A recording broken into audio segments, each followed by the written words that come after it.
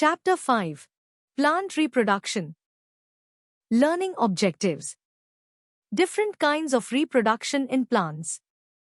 Sexual reproduction in plants. Dispersal of seed. Asexual or vegetative reproduction in plants. Warm-up. Classify fruits as seeded or seedless. Write seeded or seedless next to each fruit to indicate whether they contain seeds or not. Watermelon.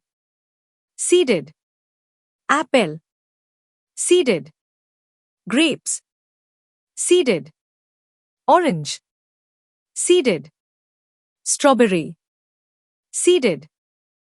Plants also make more of their kind, just like animals. This process is called reproduction. Most plants grow from seeds, but some can grow without seeds. Let us learn how different plants reproduce. Different kinds of reproduction in plants. Reproduction in plants can be categorized into two types, asexual and sexual reproduction. In higher plants, asexual reproduction is called vegetative reproduction. Sexual reproduction in plants. In sexual reproduction, both male and female parts of the plant take part. The anthers release pollen grains, male gametes, which land on the sticky stigma.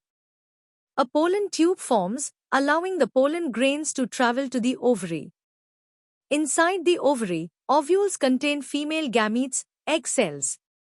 When the pollen grains meet the female gametes, a single cell called a zygote forms. This process is called fertilization. What happens after fertilization? After fertilization, most parts of the flower, like the petals and andrecium, dry up and fall off, leaving only the ovary. Inside the ovary, the zygote turns into an embryo. The fertilized ovules become seeds, and the ovary turns into a fruit. Each seed contains an embryo that grows into a new plant. Structure of a seed. A seed is covered with an outer layer called the seed coat, which protects the baby plant inside. This baby plant is called the embryo. The embryo has three main parts. Plumule, this part grows into the shoot, the stem and leaves. Radicle, this part grows into the root.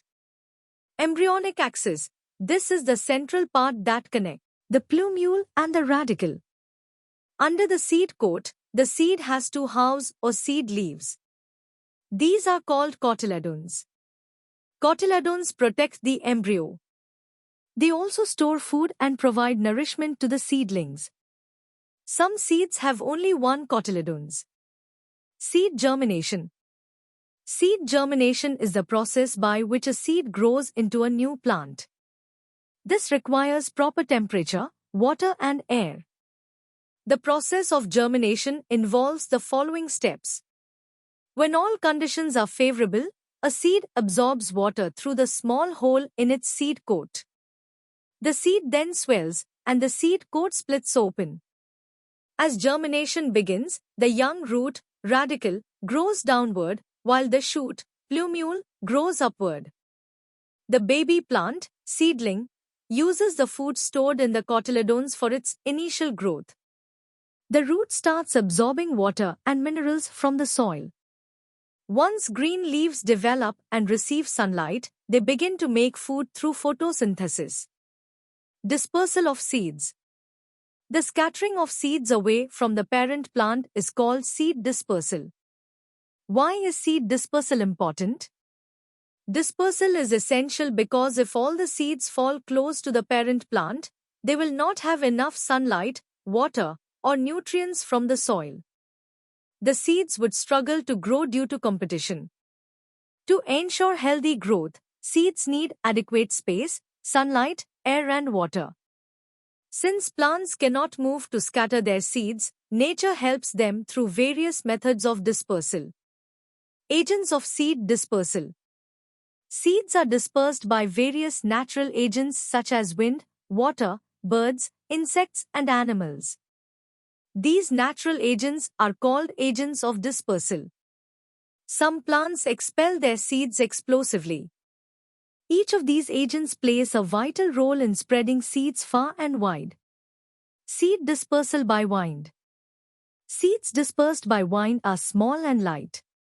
Some, like cotton and dandelion, have fine, long hair that allows them to float easily. Others, like drumstick, jacaranda, and maple, have wing-like structures to glide through the air. Seed dispersal by water. Heavy seeds, especially from plants near rivers or coastal areas, are dispersed by water. For example, coconuts have fibrous husks that help them float and travel with water currents. Seeds of lily and lotus are also dispersed this way. Seed dispersal by humans and animals. Both humans and animals play an important role in moving seeds around. We throw away the seeds after enjoying fruits such as cherries, mangoes, guava, papayas, and apples. After eating fruits in one place, animals and birds disperse the undigested seeds to other locations. These seeds can grow far from the parent plant. Some seeds have special features like hooks, spines, thorns, or stiff hairs. These features attach themselves to the fur of passing animals, the feathers of birds, or even our clothing, transporting them to distant places.